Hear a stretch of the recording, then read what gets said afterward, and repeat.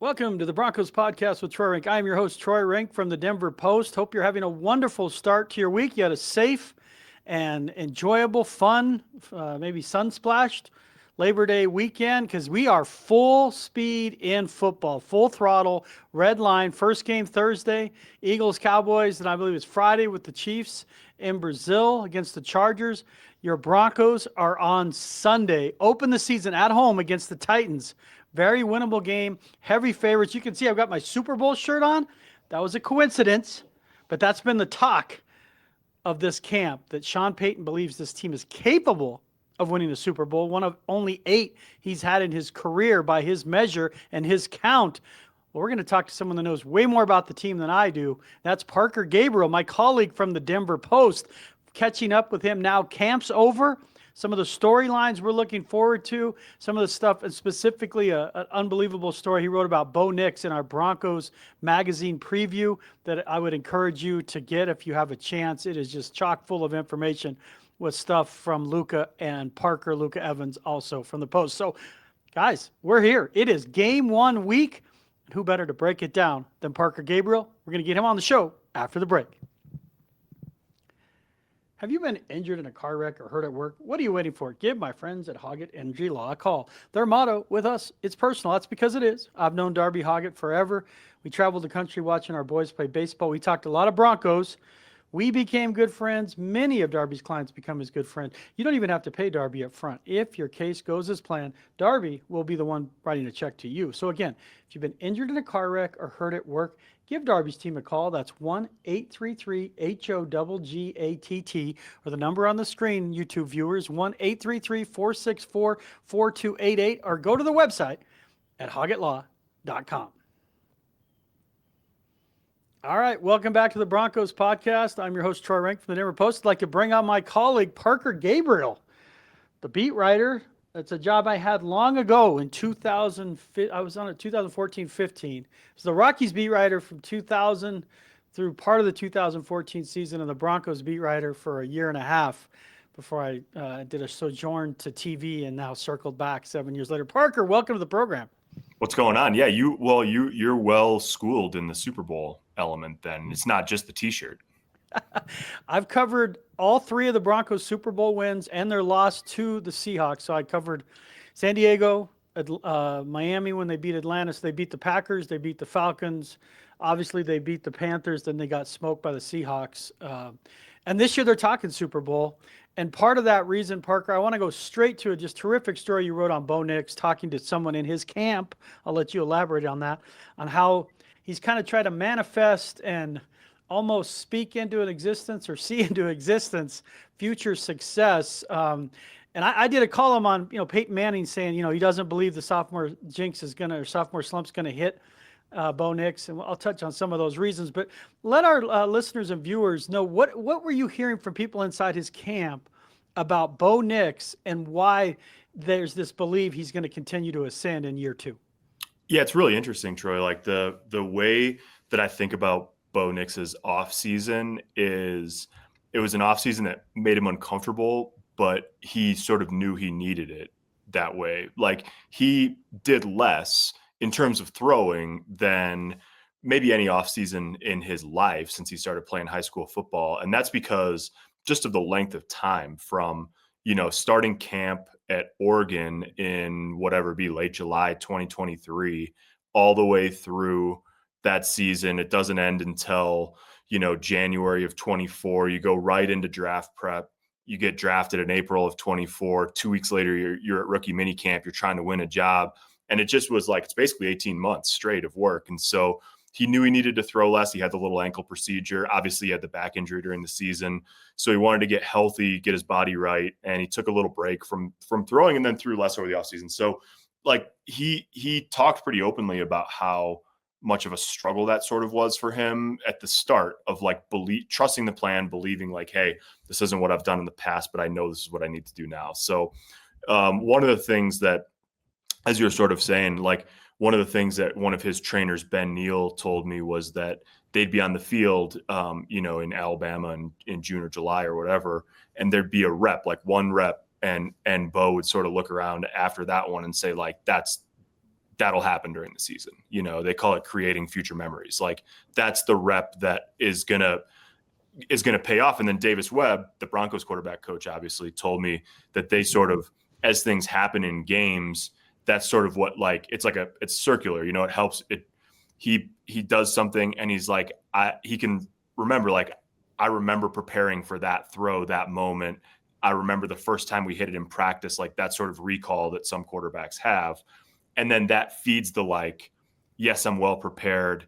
Now I can get the next one. You get the next one. I remember preparing for that. And it just sort of like, it sort of goes and goes. And not that there aren't bumps in the road, but it's pretty interesting. It was more of a mentally focused offseason for Bo Nix than trying to get a lot more horsepower on his fastball or whatever. And so I thought it was interesting to sort of get into, mindset, mental approach. How do you sort of attack an offseason, even when you need to do a little less physically?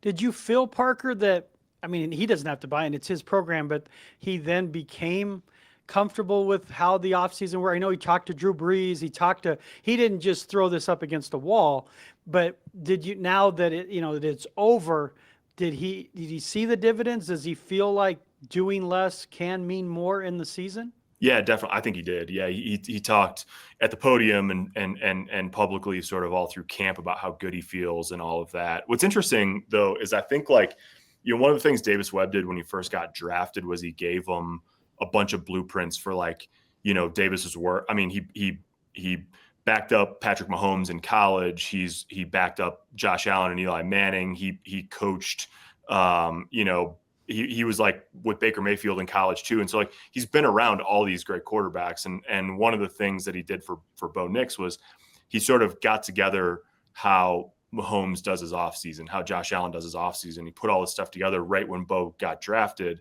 so that Bo could sort of see, didn't get to January and say, okay, now what do I do? Like, right. And one of the things that Bo told me was he took all of that under advisement, and he talked to Drew Brees about that too. And then he sort of made it his own.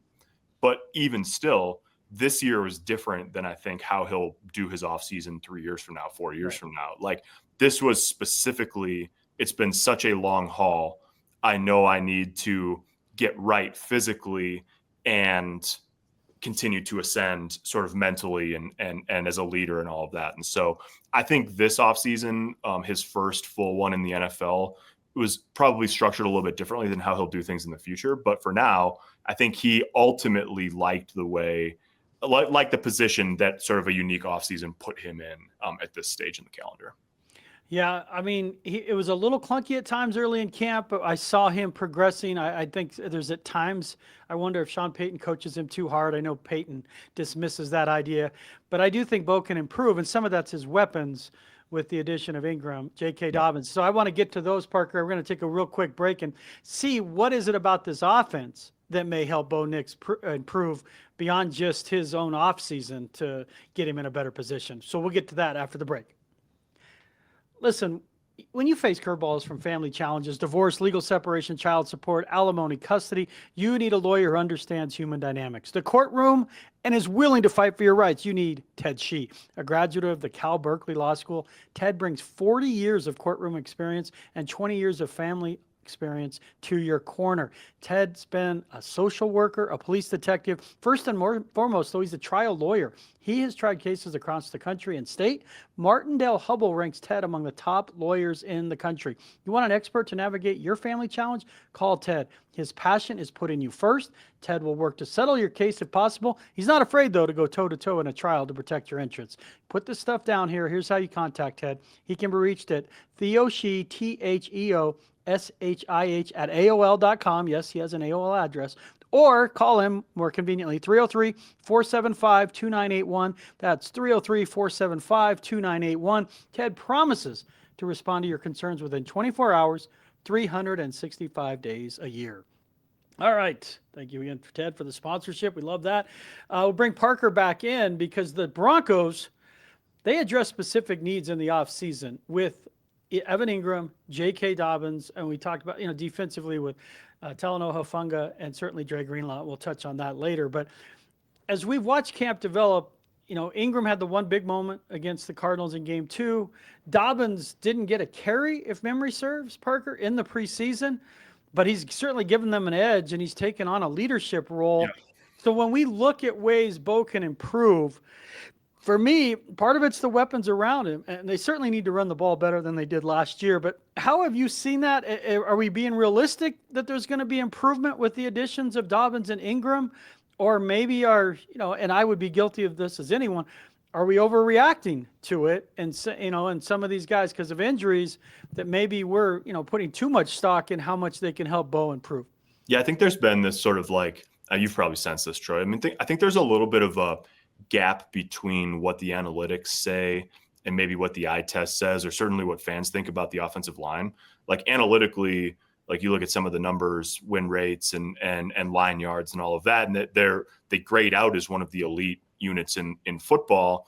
And that obviously shows through. And, Bo Nix, quarterbacks have something to say about sacks, a lot to say about sacks. If you ask Sean Payton, and he only took 24 last year, like that's obviously a big difference. When you talk about take like Russell Wilson getting sacked, 50 times in 15 games, and then Bo Nix getting sacked 24 times in 17 games with largely the same unit. You're just talking about Lloyd Cushenberry out and Luke Wattenberg in. Like there is a data point in the bucket of the data is right about the offensive line. They're good at pass protecting, and largely the sack issue was on Russell.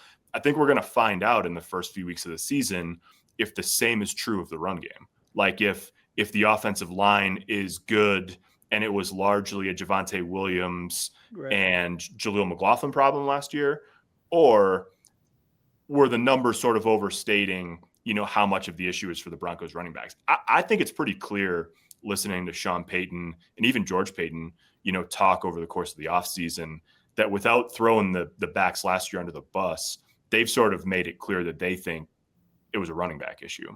And so we're going to A, find that out, and B, find out, like you wrote in a column a couple of weeks ago, just how dedicated Sean is to actually sort of leaning into the run game. We'll see if there's more outside zone, all of that stuff. That's to me, and I'm not going to, if they rush for 85 yards on Sunday against Tennessee, I don't think I'm going to overreact. I'd like to see the first 3 or 4 games before really sort of saying what they are as a team that runs the football. So it's going to be interesting. I think to me, and this is actually, spoiler alert, one of the things I'm writing for the weekend going into the game against Tennessee on Sunday is Sean has always, one of the things that has driven his offenses for as long as he's been a head coach is the tight end and the running back in the passing game.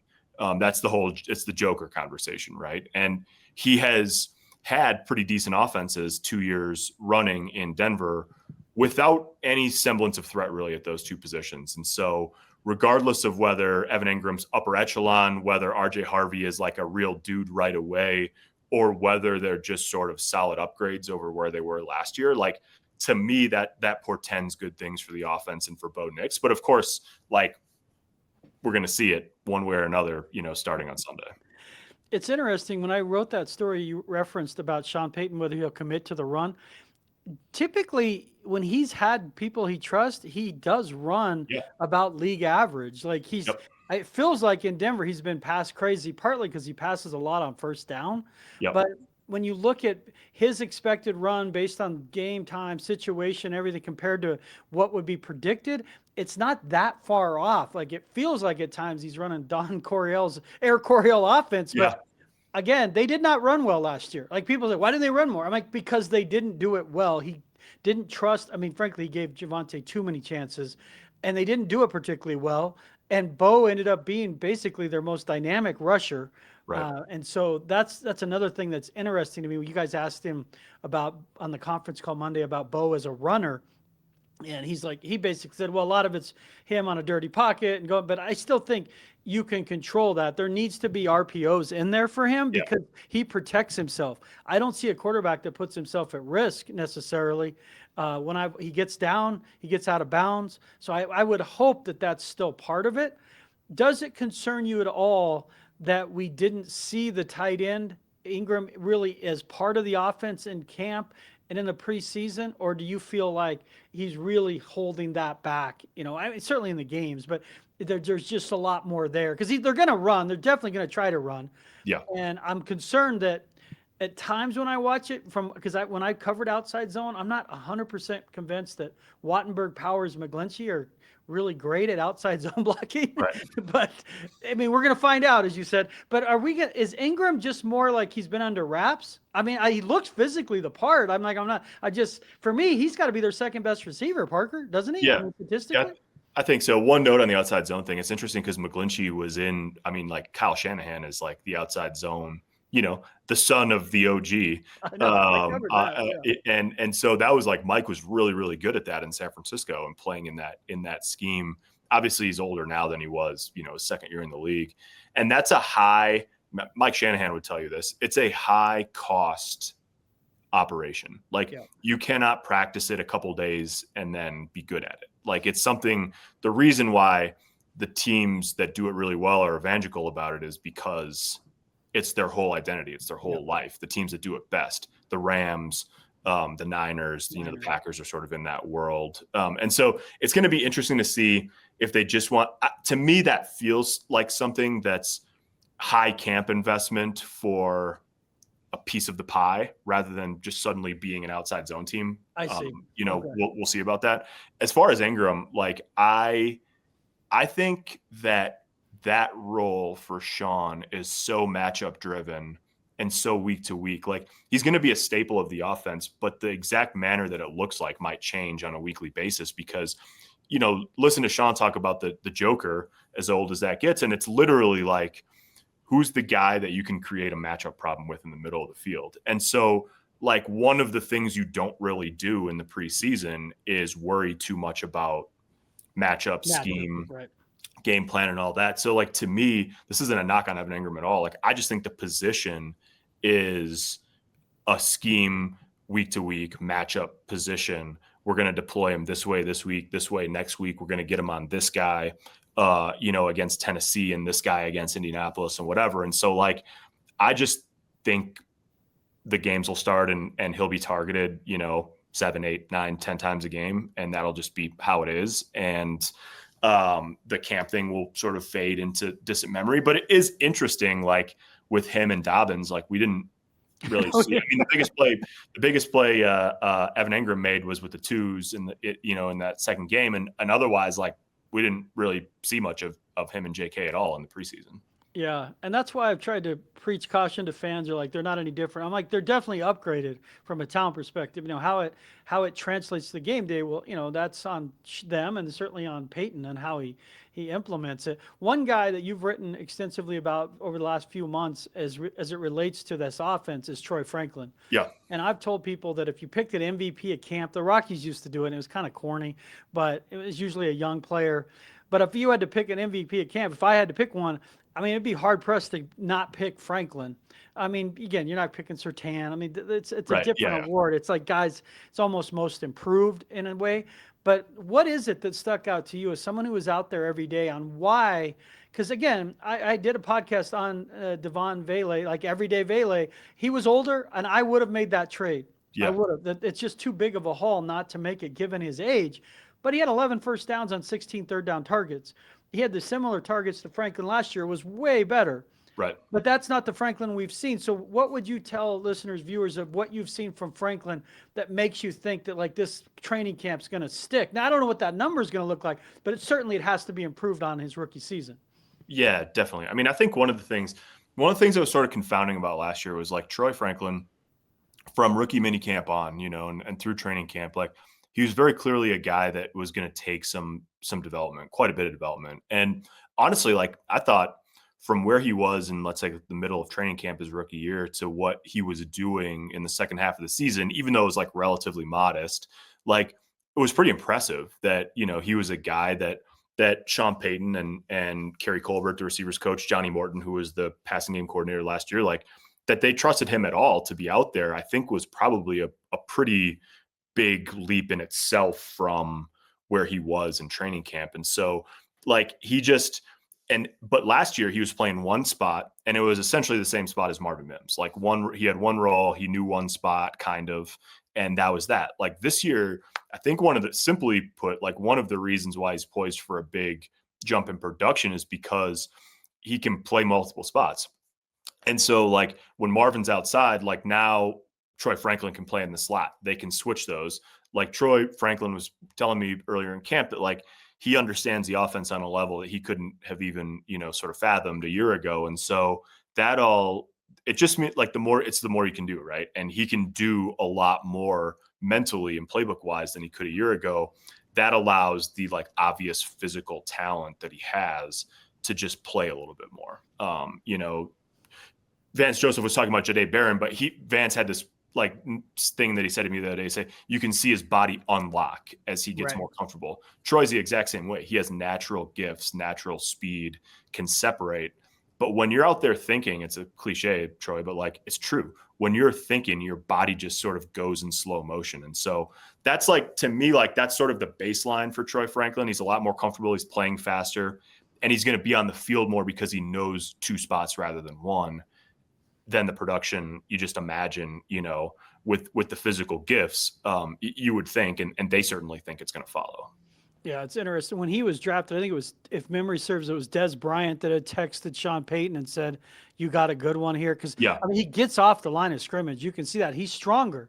The number looks better, the jersey. It was the oddest thing that he and Nix didn't have a lot of chemistry. But, again, it really went back to Franklin being uneven with the offense. And, again, I've said this. I'm not hiding from this. He and Johnny Morton did not hit it off. Right. Franklin needed the pat on the back more than the scream in the ear every day.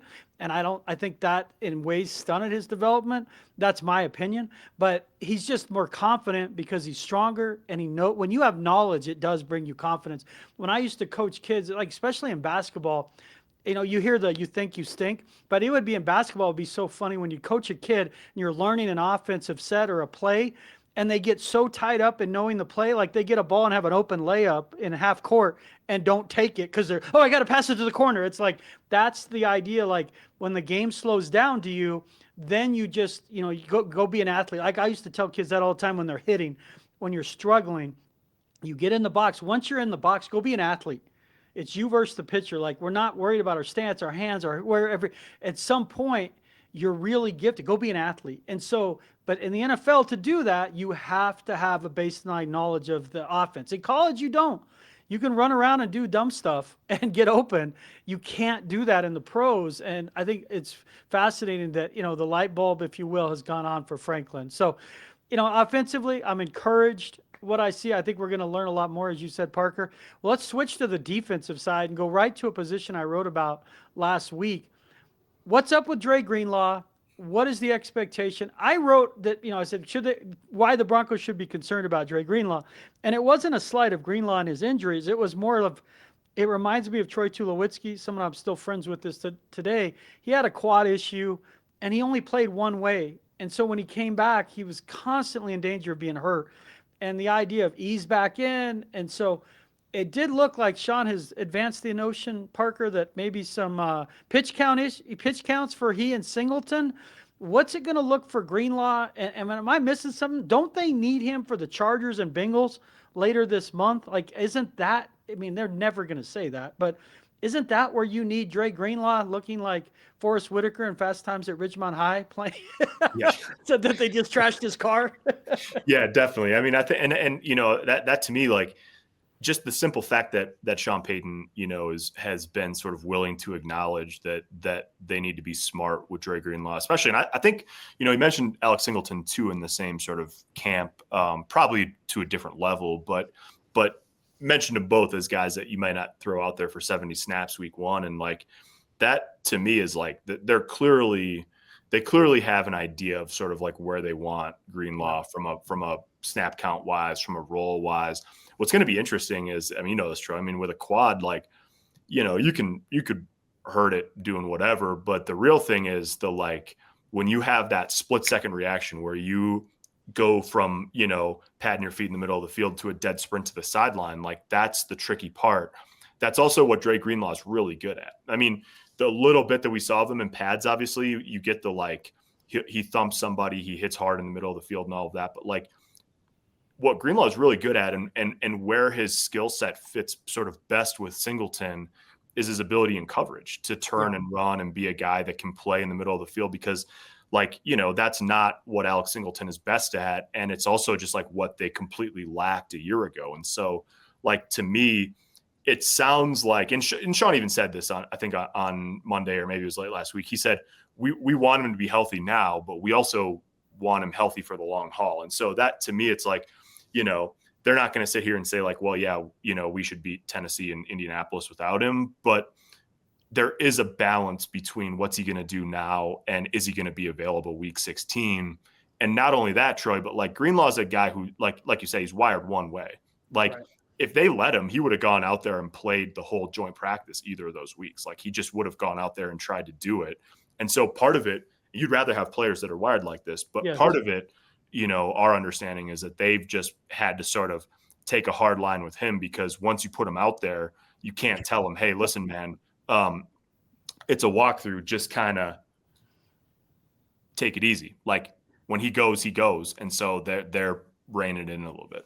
Yeah, he's one of those players that, like, they don't shower after the game, they lick their paws. He's a lion. I mean, he's just like, this guy plays with a ferocity. Like, you can feel it when he's on, when he walks into the practice field. Like, there's a tangible intensity. You're like, this guy's like, it's like somebody started the engine on a car or a motorcycle. Then you're just like, whoa, like, you can feel it. So I know Broncos fans are eager to see that. Well, quick follow up on that.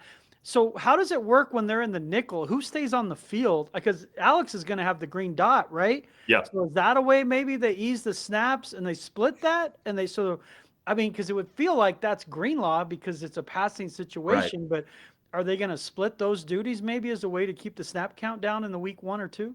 It's a really interesting question. And I think even when you get to the mode where maybe, like, if you get to a point where Dre Greenlaw is not limited, like, how does that work? I mean, Singleton the last 2 years has been a guy that does not come off the field. Right.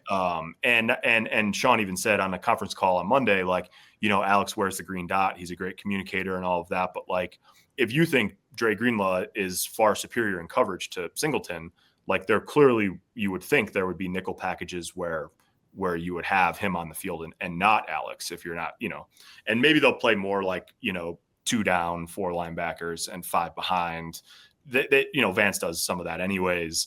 We just, like, one of the things is, like, we just didn't see what the plan there is in camp because Dre Greenlaw wasn't really out there much, especially. They never played a snap together, right? No, hardly. I mean, they were out there for some walkthrough stuff early in camp, but then, you know, Alex broke his thumb and then Dre, you know, had the, you know, scar tissue or whatever it was that popped up. And so, like, that just those combinations, you know, nickel, big nickel, dime, you know, all of their sub stuff, which is what you live in the NFL largely. Yeah. Like, I just think, like, part of it is because they have so many options in the secondary. Part of it is because the health of those 2 inside linebackers through camp, like, Vance sort of has been operating under the cover of darkness with how he actually is going to deploy things in the season, because he has a lot of options and also because of injuries.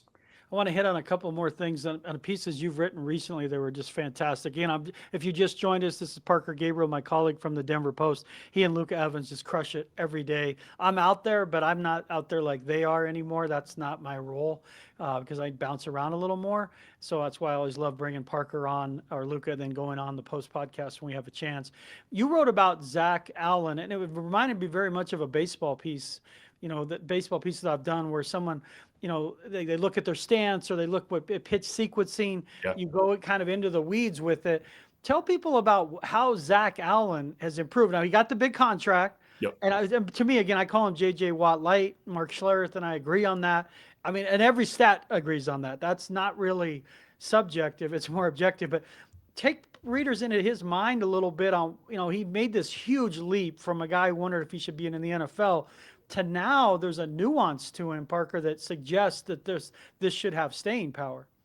Yeah, definitely. He's a guy like BT Jordan, who's a pass rush guru type of guy and also now consults with the Broncos last year and this year, said he's, you know, Zach is a quintessential student of the game. And that really bears out when you talk to him and when you watch him. I mean, he has, I think, for a long time, it's sort of like how, you know, when you learn to drive, you're like so worried about trying to stay between the lines. And then, like, as you get better at it, you know, you just sort of like, it becomes second nature. And that's like, that's what's happened to him, I think, in terms of rushing the passer. Like, he wanted so badly to be good at it when he was, young in his career. He dealt with injuries. JJ Watt taught him a lot in Arizona, obviously, but like he has just sort of gone from, learning the rules of the road to being, a Formula One driver kind of thing. Like he sort of relishes trying to solve during the week leading up to a game what an offensive lineman's going to do to him. But then, you get in a game and it starts, and then it's a chess match there too. And one of the things that was interesting, he made a mention of this on the podium after he signed the deal. And so I picked his brain about it, but he on the first snap last year, he came out and he reversed his stance. It's like a simple thing, right? But instead of having whatever side he's lined up on is like inside hand down in your 3-point stance, he just flipped it and flipped his footwork and put his outside hand down.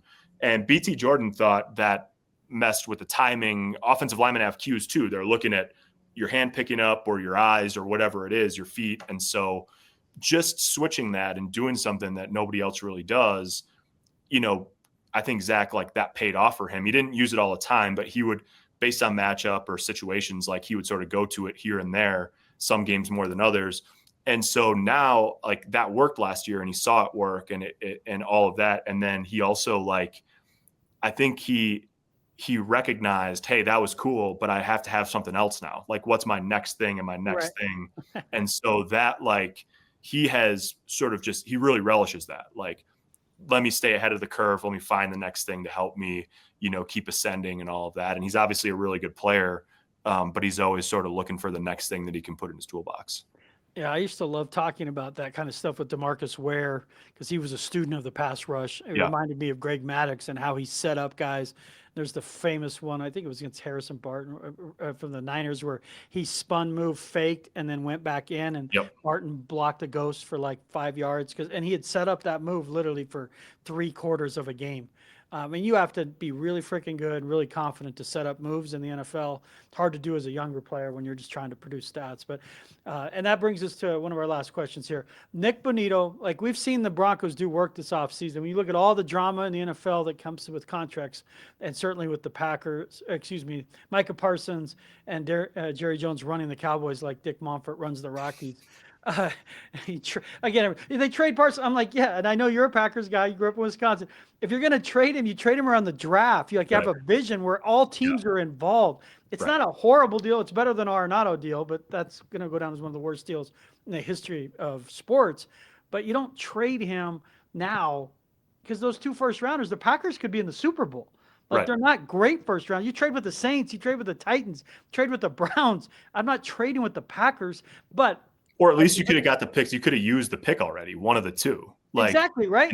Instead it's like you got Kenny Clark and then 2 picks, the first of which you can't even use for 10 months. But wouldn't you? You're around. You talk to GMs more than I do, but that's the point. Is like if you open it up at the draft that he's available, and I only say this because they said that. Oh, we've been thinking this for months since we hired Schottenheimer. Well, that was in January.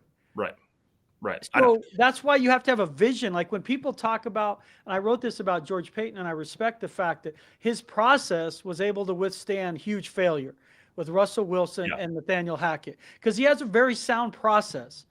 And should he have been fired? Yeah, most cases a guy would have been fired when you miss on a head coach and quarterback. But his process works.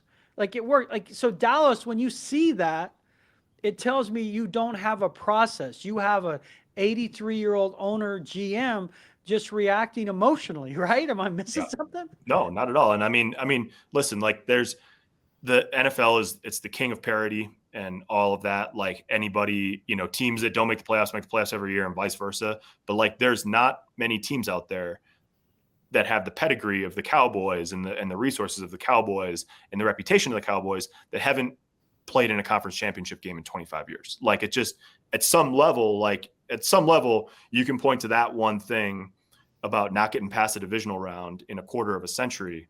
And like, it speaks for it's like, in a way, like for all of the stuff and all the hot air and all of the this and the that and whatever, like there's some luck involved, obviously, but like there's one number that you can point to and it's playoff production. Like, and it's not just 5 years. It's not 7 years. It's not a fluke. It's 25 years of not, being past the divisional round. And I think they're the only team in the NFC that hasn't reached the conference championship Yeah. in that time, right? Yeah. Yeah. I mean, So, that alone should tell you like something's screwed. right. I had this came up on social media on Twitter when someone was saying about the Rockies, like, well, you're giving up on Chase Dollander too soon, and they got Gordon and they got Feltner, and they're going to be fine. And it's like, I'm not giving up on them, the players necessarily. It's just they have 13 losing seasons in the last 15 years. They have Right. 5 playoff berths in 30 years, and had one magical run. It's the process stinks.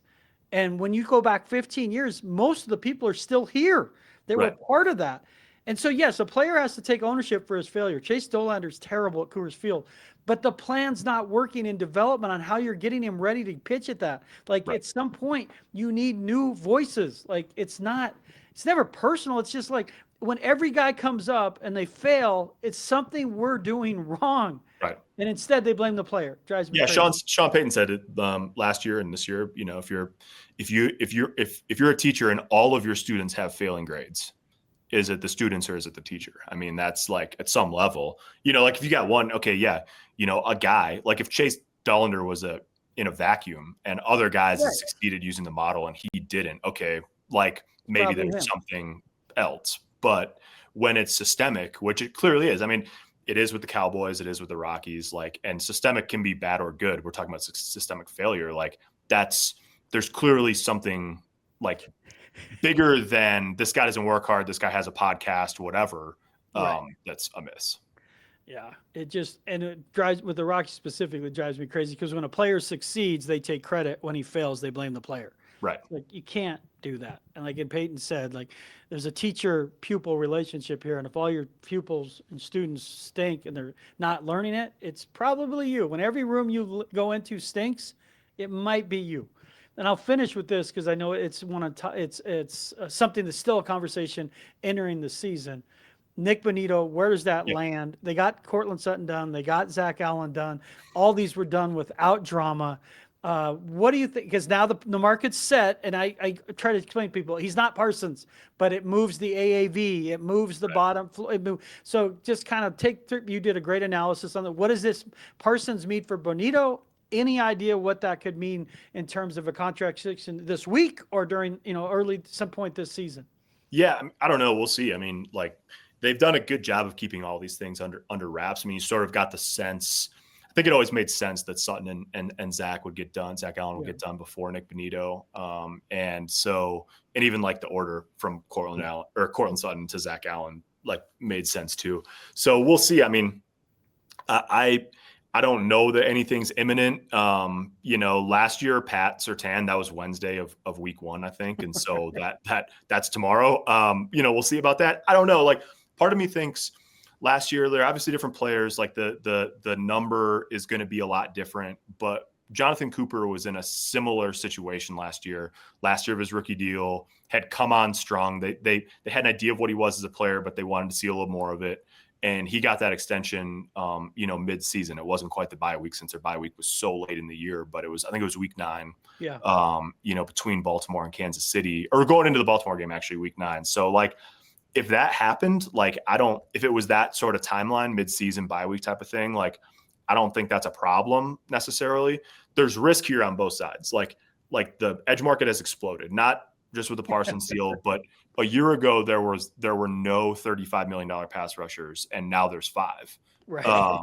Interestingly, and this is where I wonder how smooth this negotiation goes. Not that it's going to be contentious, but these things are tough. Like Zach Allen talked about it being a tough negotiation. Like the thing that I wonder about is the top 5 mark in the NFL for a pass rusher has jumped 42% in the last year, but number 10 mark has gone up 11%. Right. So it is like the top end guys, the guys that are market resetters, the market has exploded. Crosby, TJ Watt, right? Yeah, but the middle market, like if you're looking at it and you're saying TJ Watt got 41 million, and Greg Russo and in Buffalo and George Karlaftis in Kansas City got 20 and 22 million. Like I think Bonitto is a better player than those two guys, but like where is he in the spectrum between there and TJ Watt? Like I'm sure he would say, and there's a lot of people you could find that would say he's right at the top of the market. There's probably other people that say, well, he's okay against the run. He's still not great. He's not the biggest guy in the world. He's gotten better each year, but where's the ceiling? Like, so I don't know, like if it ends up in the 30 range, if it's closer to 35, like certainly the Parsons deal doesn't hurt, even though it's not an apples to apples comparison. I think it would make sense to me if they didn't really get down to brass tacks until after the Parsons deal was done and you sort of knew the full landscape. And if that's the case, that's a lot of work to get through and to have it done this week. Not saying it's impossible. I just think like it seems like both sides are comfortable with it going into the season. Doesn't necessarily mean it will, but it seems to me that like that if it got done 4 weeks in or on the bye week, like I don't think that would be a big surprise. My prediction is that it ends up at 35-36 AAV is just because he wouldn't have waited that long if he wasn't wanting a number like that, because he could have taken 28 pretty quickly. I'm sure they would have said, we'll give you 28 right now. Yeah. But and I don't think obviously an injury, obviously like the big risk for Nick Bonitto is injury, right? That costs him a lot. But like at this point, I don't know. I'm not sure that the difference between, 8 sacks in the first 9 weeks and 6.5 sacks in the first 9 weeks, like makes a big difference. Like you get out there, he looks like the same guy. He's a handful for sure for tackles. And he's got a reputation now as one of the best pass rushers in the league. And like, I just think that you try to figure out the 4 or 5, type length of the deal. But yeah, I tend to agree with you. I know people in the industry that think that 35 is sort of like, where it ends up. But, there's always extenuating circumstances and you sort of see where it lands. What would be the franchise tag on him? I think for edge rushers, it's in the 34 neighborhood. So they've gone to such lengths. And this is one of the things, like you mentioned it, George Payton and Sean and Greg Penner, like the bargain for them sort of has been show up, do your job, no drama, and we'll take care of you. Yep. And that's the way it played out. Like Sutton a little bit last year, but honestly, like it wasn't that big of a deal. It was a voluntary stuff. It's not like he held out in camp, and they took care of those core guys. And to me, like playing the tag game and all of that, like I don't think George Payton and Greg Penner want any part of that necessarily. And at this point, like he's on your roster, you're going into the end of the deal. Like they're not, it would be insane to let him walk for a comp pick at this point. Like, like you've already sort of gotten to the point where it's like, what, if you're not going to pay him, like what are we do? Why are you in this situation in the first place? So, Parsons obviously, notwithstanding, but like to me, I just think like it'll get done. Who knows? Maybe they'll find a number fast. Maybe they won't. But like you're at a point now where it's like you're paying him. He's going to be part of your future, and he's going to be a very wealthy young man. It's just such a juxtaposition from the last few years that now we're entering a Broncos season talking about great players getting paid at the height of their value instead of who would they even want to pay on this team? Who would you pay if you needed to pay somebody? Yeah, it's like who beyond Surtain and Miners would you want to pay? Right. And now it's just a different animal. They have a top 10 roster. They have playoff expectations. I think 10's the floor. They're thinking in terms of division title, and Sean Payton's talking about a team capable of winning the Super Bowl. And if you're not reading the Denver Post covers specifically with Parker Gabriel and Luka Evans, that you're doing it wrong. Parker, I can't thank you enough for coming on the show. I couldn't do the show without my folks from Mile High Sports, Nate Lundy and crew, Ted Shih and his family law practice, and of course, Darby Hoggatt, my A1 from day one, Hoggatt Injury Law. Broncos country, I do this pod for you. Happiness, that begins with me. Go out there and have a great day.